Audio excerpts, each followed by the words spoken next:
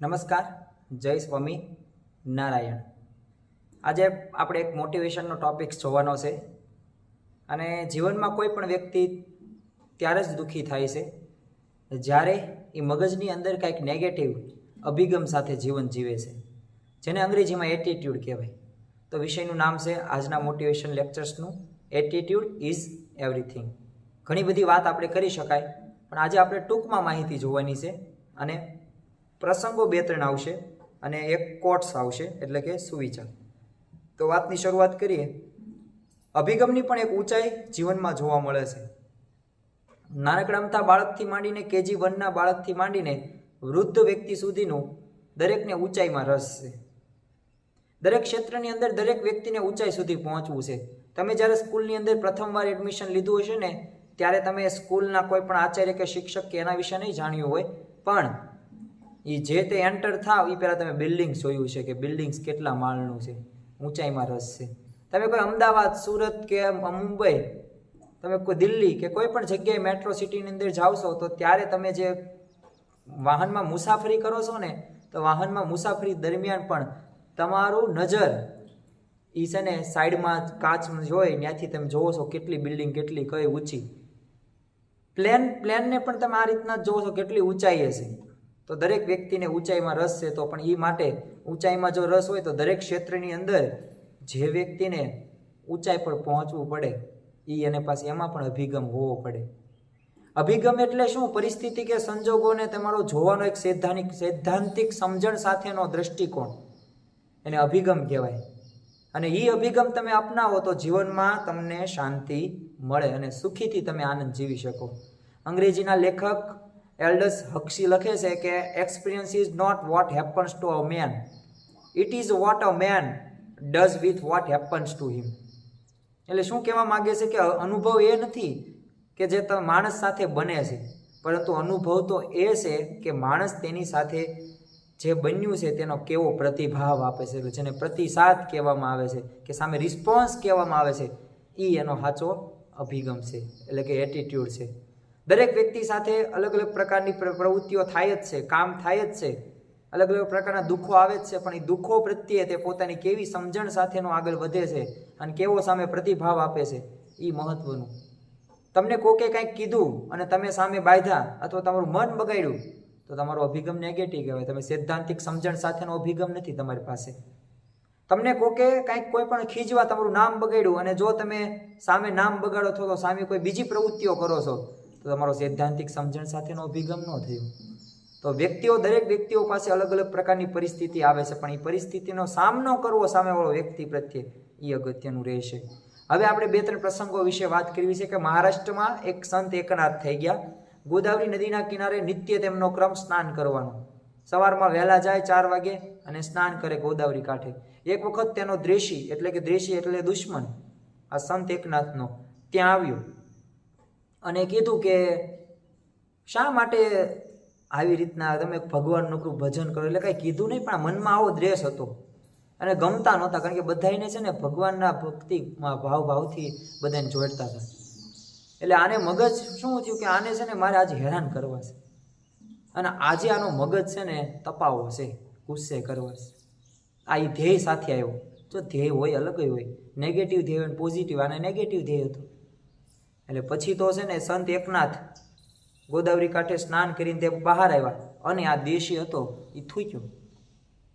હવે જો સંતને નિયમ હોય કે અપવિત્ર થઈ જાય કોઈ પણ થૂકે અથવા કોઈ પણ વસ્તુ એવી અડી જાય તો ફરી વખત સ્નાન કરે, બીજી વખત બહાર નીકળ્યા થૂક્યો, ત્રીજી વખત થૂક્યો, ચોથી, પાંચમી, છઠ્ઠી, સાતમી, 10મી, 20, 30, 40, 50, 60, 70, 80, 90, 95, 100 વખત આ પ્રવૃત્તિ એને સતત શરૂ રાખી થૂકવાની. અને 100 વખત સંત એકનાથ સ્નાન કરવા ગયા.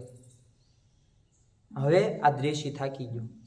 100 વખત જ્યારે બહાર નીકળ્યા ને ત્યારે શું કીધું કે તમે આટલા બધા સંતુલિત કઈ રીતના રહીએ કે અને પોતાને પસ્તાવો છો કે મેં આટલી બધી તમારી સાથે આવું અહિત કર્યું અને તોય તમે સંતુલિત મનને એક પણ ચહેરાની રેખા પણ હલી નહીં. ઘણા બધા એવા હોય કે તમે ગમે એવું કહો ને એક ચહેરાની રેખા પણ ન ફરે ને આપણું મોઢું તરત તે પડી જાય.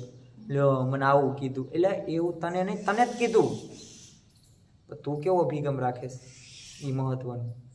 તો સંત એકનાથે સામે સમજણ આપી, તાર દુઃખી થવાની જરૂર નથી ભાઈબંધ, દુઃખી થવાની તારે જરૂર નથી. જો હું તો દરરોજ એક વખત સ્નાન કરું જ છું, પણ આજે તારી કૃપાથી મને આજે 100 વખત સ્નાન કરવાનો લાભ મળ્યો, એટલે હું તારો આભારી છું, અને તારી કૃપાથી મને આ લાભ મળ્યો છે, એટલે તું દુઃખી ન થાય. એટલે પછી થોડો પસ્તાવાથી ભાઈ પગે લાગી પડી ગયો અને હરિભક્ત પણ થઈ ગયો. પણ કહેવાનું શું છે, સંત એકનાથે રાખેલો સૈદ્ધાંતિક સમજણ સાથેનો દ્રષ્ટિકોણ, એની મારે વાત કરવી છે. એ અગત્યની બાબત છે. મીરાબાઈ, રાણાજીએ ઝેરનો પ્યાલો આપી દીધો, તો એ સૈદ્ધાંતિક દ્રષ્ટિકોણ શું હતો? ભગવાન સાથેનો અનન્ય વિશ્વાસ, અને અનન્ય વિશ્વાસને લીધા એ ઝેરનો પ્યાલો પી ગયા, ખબર હોવા છતાં પી ગયા, અને કાંઈ પણ ન થયું. શા માટે? એટીટ્યુડ એવો હતો. અરે નરસિંહ મહેતા તમે જુઓ, શું હતું નરસિંહ મહેતાની અંદર? હાવ સામાન્ય પરિસ્થિતિ, ખાવા પણ ન મળે, ભિક્ષા માગીને જમે, નકરું ભજન કરે. શામળ શાહનો વિવાહ તમે જુઓ, ભગવાને પૂરો પાડ્યો. અભિગમ હતો નરસિંહ મહેતા ભાઈ, હું જે ભક્તિ કરું છું, હું જે ભગવાનનું ભજન કરું છું, એ મને સાથ આપશે જ તે. અરે હુંડી દ્વારા ભગવાન કોઈ પણ પૈસા નાણાં ચૂકવે. ચોપડા તેમ ભરી નાખજો અત્યારના સમયમાં, એક પણ ચોપડો તમારો કોઈ પૈસા આપે છે કે નથી આપતો? ન આપે. હુંડી શબ્દ જ નહીં સાંભળ્યો હવે અત્યારના સમયના લોકોએ, નવા જે હોય છોકરાઓ. તો હુંડી દ્વારા કામ કરતા, ખાલી હુંડી લખી નાખે અને ભગવાન કામ કરી નાખે. કુવેરબાઈનું મામેરું, એ સમયની અંદર કોઈ એવું મામેરું નથી કર્યું, એટલું કુવેરબાઈનું મામેરું ભગવાને પોતે કરી દીધું. આવ્યા નીચે શેઠ બનીને. શા માટે? નરસિંહ મહેતાને એટીટ્યુડ, અભિગમ એવો હતો, સૈદ્ધાંતિક સમજણ સાથેનો દ્રષ્ટિકોણ હતો. એટલે એવો જ એક બીજો પ્રસંગ, હવે પ્રસંગ આગળ છે, પણ એ પ્રસંગ મારે તમને એક નવા વિડીયોમાં કહેવાનો છે, જે છે તુકારામનો. પણ અત્યારે આપણે આની અંદર એક હજી એડિશનલ એડ કરવું હોય તો શું કરી શકીએ? એટીટ્યુડ ઇઝ એવરીથિંગની અંદર જો મુદ્દાને આપણે સમજીએ છીએ, તો આપણે માતા પિતા પ્રત્યેનો અભિગમ આપણે સારો રાખવો જોઈએ. આધુનિક સમયની અંદર આ કળિયુગનો પ્રવેશ થઈ ગયો છે, એટલે કે દરેક વ્યક્તિ પોતપોતાની રીતના મન ફાવે તેમ ચાલે છે, રહે છે, ખાય છે, પીવે છે, કોઈને કાંઈ કહેવાતું નથી. અથવા તો 50 વખત કામ કરવા છતાં 51મી વખત તમે એનું કામ ન કરો એટલે એ તમે બસ નેગેટિવ થઈ ગયા. આવી બાબતો અત્યારના સમયમાં રહેશે, અને હજી આનાથી વધારે ભયંકર સમય આવશે. યુ પ્રિપેર્ડ, તૈયાર તો રહેવું જ પડશે આપણે. તો માતા પિતા પ્રત્યેનો અભિગમ, આપણે જો કોઈ વિદ્યાર્થી હોય કે કોઈ પણ પ્રકારની આપણી ઉંમર હોય, તો આપણી અભિગમ કેવો રાખવાનો છે કે આપણે કાંઈ બોલતા નહોતું આવડતું, ચાલતા નહોતું આવડતું, ખાતા નહોતું આવડતું, કોઈની સાથે વાત કરતા નહોતું આવડતું, અને આપણા માતા પિતાએ આપણને આ બધું સમજાવ્યું, શીખવ્યું. અરે એના માટે સ્કૂલમાં મોકલા, ફી ભરી, આપણો ખર્ચો ઉઠાવ્યો, અને આપણને આ કક્ષાએ આપણને પોગાડ્યા કે એમને નથી ફોનની અંદર આવડતું એટલું આપણને આવડે છે, એને જેટલું બોલતા નથી આવડતું એનાથી વધારે આપણને બોલતા આવડે છે. તો આ બોલવાનું, ચાલવાનું, ખાવાનું, પીવાનું, બધાને સમજાવવાનું, પ્રશ્નના સમાધાન કરવાનું, અરે પૈસા તમે કમાવશો, એ બધું કોણ છેલ્લે પાયો કોણ હતું આપણા જીવનની અંદર? તો આપણા માતા પિતા હતું. એ માતા પિતા થકી આપણે છીએ. એટલે જ તે જો ભગવાને કીધું છે કે ભગવાનને આપણે ઋણ અદા કરી શકીએ, એમની જે તે બાબતો આપણને આપી હોય, પણ માતા પિતાનું ઋણ કોઈ દિવસ આપણે અદા ન કરી શકીએ. તમે ગમે એટલું બધું તમે કરી દો ને તો માતા પિતા સામે હાવ તે ઓછું કહેવાય. થોડાક વર્ષો પહેલા જ તે મિસ યુનિવર્સલ જે બન્યા હોય, મિસ યુનિવર્સલ, મિસ વર્લ્ડ જેને કહેવાય, તો જે વ્યક્તિ બની હતી એને છેલ્લે એમ કીધું કે સૌથી વધારે પગાર આપણે કોને દઈએ છીએ? ત્યારે એને વાત કરી હતી કે સૌથી વધારે પગાર એ તો ડૉક્ટર છે અત્યારે હાલ, એને શું કીધું ત્યારે એ સમયમાં વૈશ્વિક મંચ ઉપર કે સૌથી વધારે પેડ જોબ હોય તો એ માની છે.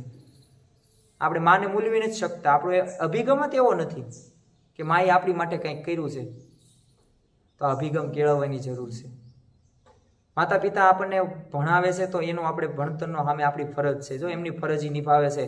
ભાગ નંબર 4 એની અંદર જે મૂળભૂત ફરજો છે 51 એની અંદર જે 11 આપી છે, તો 11મી ફરજ નિભાવે. 6 થી 14 વર્ષ મફત ફરજિયાત શિક્ષણ પોતાના બાળકને આપવું, એ તો એમની ફરજ નિભાવે છે. પણ આપણે વિચાર કરવાનો છે કે આપણે આપણી ફરજ નિભાવીએ છીએ. તો બસ આવો અભિગમ આપણા માતા પિતા પ્રત્યે સાચો રાખવો અને સારો રાખવો, તો આપણને માતા પિતા જે પણ બોલશે એ સારું જ લાગશે અને આપણું હિતનું હશે. મળીએ આવા કંઈક નવા ટૉપિક સાથે, નવી વાત સાથે. ત્યાં સુધી જોડાયેલ રહો પ્રમુખ દર્શન એજ્યુકેશન ચેનલમાં. સૌ સબસ્ક્રાઈબર મિત્રોને જય સ્વામી નારાયણ.